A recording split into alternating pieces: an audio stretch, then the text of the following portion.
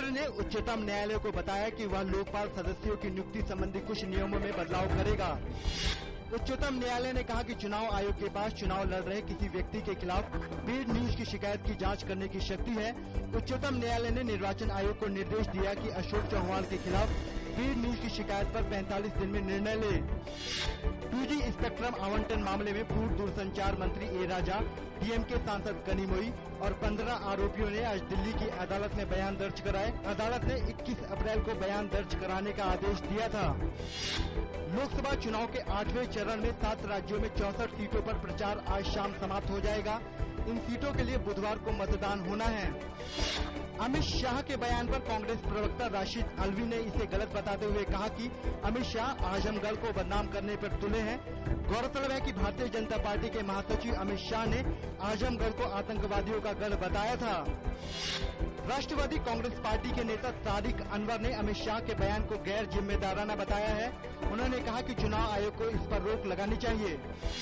भाजपा नेता सुब्रमण्यम स्वामी ने प्रतिक्रिया देते हुए कहा कि अमित शाह का बयान आजमगढ़ के खिलाफ नहीं है।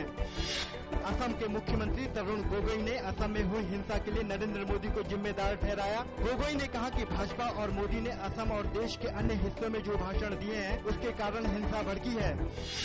शुरुआती कारोबार के दौरान शेयर बाजार में देखी गई गिरावट। सेंसेक्स 16 अंक और कमजोर होकर 22,388 अंक पर आ गया। निफ्टी भी 4 अंक कमजोर होकर 6,691 अंक पर आ गया।